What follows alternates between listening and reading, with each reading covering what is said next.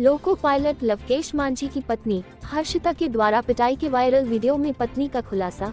20 मार्च 2025 को पति ने मुझे जानबूझकर उकसाया और मेरी मां को भी मेरे पति लवकेश ने मारा था। इसके बाद साजिश के तहत मेरा वीडियो बनाया गया। शादी के बाद से ही मुझे ससुराल वाले परेशान करने लगे थे। लोको पायलट की पत्नी हर्षिता ने ससुराल वालों पर आरोप लगाते हुए मीडिया को बताया कि मेरी शादी 25 जून 2023 को ललितपुर से हुई थी। मेरे पापा पेट्रोल पंप में काम करते हैं और मेरी ससुराल वालों ने शादी में 10 लाख रुपए नकदी, सोने की चैन, अंगूठी सहित दहेज मांगा था। मेरे पिता ने कर्ज लेकर 5 लाख रुपए नकद और 2 लाख का सामान दिया था। शादी के कुछ दिन तक सब ठीक चला, लेकिन कुछ दिन बाद ही मेरे ससुराल वाले मुझे प्रताड़ित करने लग गए और छोटी छोटी बातों को लेकर मेरे पति एवं ससुराल वाले मुझे ताने मारते थे। 2024 में पति एवं सास ससुर के द्वारा मेरे साथ मारपीट भी की गई थी, जिससे मेरी आंख में गंभीर चोट भी आई थी, जिसकी रिपोर्ट मेरे द्वारा पुलिस थाने में भी की गई थी। हर्षिता ने बताया कि ससुराल वाले के विरुद्ध ललितपुर में दहेज एक्ट का मामला कायम हुआ था, जिसमें दोनों पक्ष की से आपसी सुलहनामा भी हो चुका था। हर्षिता का आरोप पति का अफेयर भी है।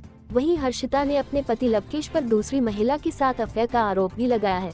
हर्षिता का कहना कि पति लवकेश दूसरी शादी करना चाहता है, इसलिए साजिश के तहत मुझे उकसाकर यह वीडियो बनाया ताकि मुझे तलाक देकर अपनी प्रेमिका से दूसरी शादी कर सके। मैं पति के अफेयर के सबूत जान गई थी, इसलिए यही सब कुछ साजिश रची मुझसे तलाक लेने के लिए। जुड़े रहे ऐसी ही खास खबरों के लिए MP सर्कल न्यूज पन्ना मध्य प्रदेश से इदरीस मंसूरी के साथ। मेरा नाम हर्षिता रैकवार है। मैं लोको पायलट लोकेश कुमार की वाइफ हूँ। जो आप लोगों ने ये वीडियो देखी, आप लोग एक पक्ष का सुन रहे हैं और आप मेरा भी तो सुनिए। जो मेरी इतनी बदनामी करवा दी, आप लोगों ने पीछे कुछ सुना ही नहीं है। जब मेरी शादी हुई थी, पहली बार मैं ससुराल आई थी अपने, तो बोलने लगे कि तुम्हारे घर वालों ने कुछ दिया नहीं है। पापा ने तिलक में 5 लाख रुपये दिए थे, 2 लाख रुपये दहेज के दिए थे और 1 तोला सोने की चैन दी थी, एक अंगूठी दी थी और 21,000 से पापा ने पक्का किया था। इनका से पापा ने टीका होता ना चूड़ा पे वो किया था। हमारे सास ससुर जो नंद देवर लोग थे वो कुछ खाने को नहीं देते, बहुत ज़्यादा परेशान करते थे। जब मेरी बच्ची पेट में थी और मुझे पेट के बाहर गिराते थे, मैंने सोचा चलो ठीक हो जाएगा, पति है ठीक हो जाएगा। कुछ नहीं हुआ। मेरी डिलीवरी के बाद मुझे इतनी गलत तरीके से मारा गया कि मैंने पहले भी उस तरीके से मारा गया था, लेकिन मेरे पास फ़ोन नहीं था। मैं अपने मायके से मुझे बात नहीं करनी थी, मेरे फ्रेंडों से भी मुझे बात नहीं करने देते हैं, चाहे मेरा कॉल डिटेल भी निकलवा लीजिए आप। इसके बाद वो है ना, मतलब बोलता घर पे हम फ़ोन कर लें तो मेरे से फ़ोन छुड़ा लेते थे। 1-1 महीने में फ़ोन देते थे और इनके लड़कियों से काफ़ी अफेयर, बहुत सी लड़कियों से मेरा अफेयर चलता है। और जो मेरी मकान मालिक है उनका नाम है अनीता मिश्रा, जो कन्या धवारी स्कूल में वो कन्या धवारी स्कूल है, उसके आगे रहती हैं सतना में। उनके साथ मैंने अपने पति को बिना कपड़ों के देखा था। फिर भी मैंने बोला था उनसे चलो ठीक है, आपसे हो गई है गलती, हटाइए।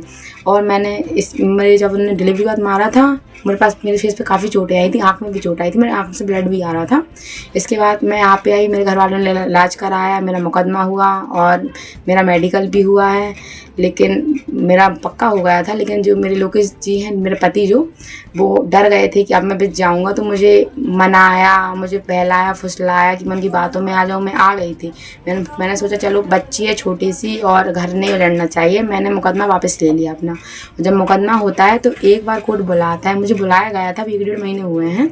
तो मुझसे लोकेश जी ने कहलवाया था कि अगर मतलब तुम कोर्ट में मत बोलना और हम तुमसे नहीं मारा पीटी करेंगे, अपन है ना अच्छे से ज़िंदगी की शुरुआत करेंगे। मैंने बोला चलो ठीक है। मैंने कोर्ट के सामने बोल दिया और जिस सब को समा पूरा क्लोज हो गया। अब 1 महीने हुए थे, 1 महीने बाद उनका मतलब 1 साल से उनका प्लानिंग चल रही थी कि हमें फंसाने की, और बहुत ज़्यादा प्लानिंग था। इसलिए घर में कैमरे लगाए हुए थे और हमें जब से शादी तभी से बहुत ज़्यादा परेशान किए हैं, बहुत ज़्यादा मारते पीटते हर चीज़, और कहते हैं कि गरीब लड़के से शादी की। पापा ने तो सब कुछ दिया है, मेरे पास प्रूफ भी उस चीज़ का।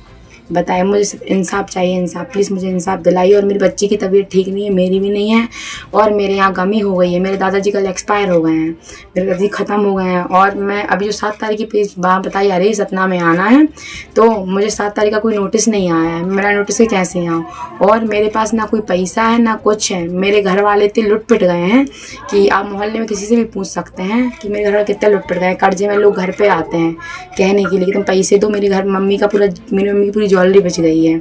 अब बताइए मैं क्या करूं? अगर उनको मिलना, अगर मतलब उनको कोर्ट से मिलना है, मैं कोर्ट से मिलने को चलो ठीक है तैयार हूं, लेकिन अगर बिना पैसों के कोई वकील हो रहा हो, बिना पैसों कुछ हो रहा हो तो बताइए, तो मैं तैयार हूं उसके लिए। मेरे पास कोई पैसा नहीं।